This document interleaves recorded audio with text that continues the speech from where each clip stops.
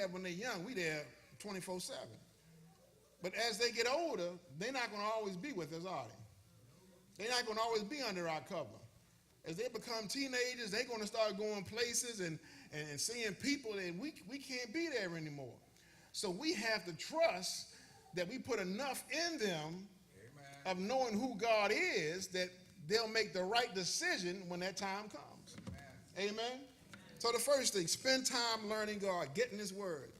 The second thing is give God the credit for your success. All right.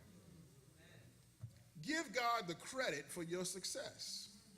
See, when you know who God is and you know the ability of God, then you realize that all your successes come from who? The problem is when we don't give God the credit he's due. David not only recognized who God was, but he gave him the credit. He says that when a lion or bear came and carried off the sheep from the flock, I went after it. I struck it. I rescued the sheep from his mouth. When it turned on me, I seized it by its hair, struck it, and killed it. Your servant has killed both the lion and the bear. This uncircumcised Philistine will be like one of them because he has defied the armies of the living God.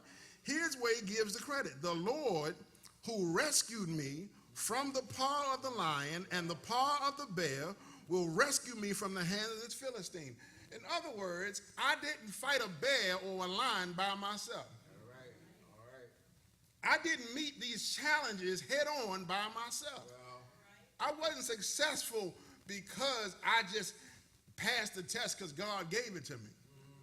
I passed the test because I met the challenge head on by preparing myself, and because I prepared myself, when God gave me the increase when I was taking my test, I was able to ace it. Give him the credit where the credit is due. It's not your mind, but it's the mind that God gave you. All right. So when you're doing right, give God the credit.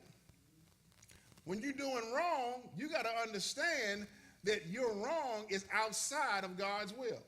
All right. So at that point, you got to call it back to subjection and say, Lord, help me to do better that I might not do wrong again. But you only going to know you're doing wrong if what? You spend time learning God.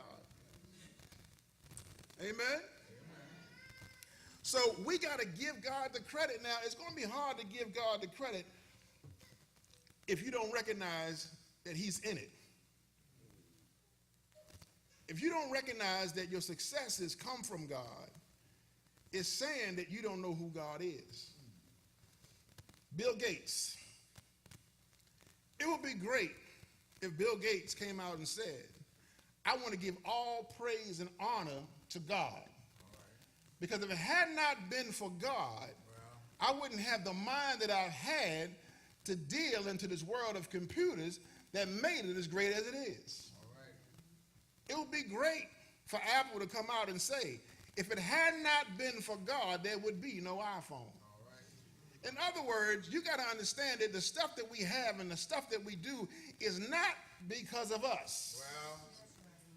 It's because of God. Yeah. And when you give God the credit for what he's done, he can bless you more. Not only that, you can tackle greater and greater feats because you know God is still with you. Amen. But we have an I mentality, don't we? All right. We have an I situation going on here.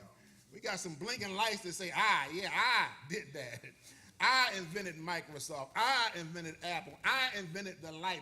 I invented the phone. We have this I complex, and if our children see the I complex, then what kind do you think they're going to have? All right. All right. Trey, as good as you was on Friday night, it wasn't you. You got to understand that the ability you have to think, to process, and to do comes from above. If you want to do greater than what you did, you give God the glory and the honor, and he can propel you even further. But we have to remind our young people, we have to remind ourselves that it did not come from us, but all good things come from God. So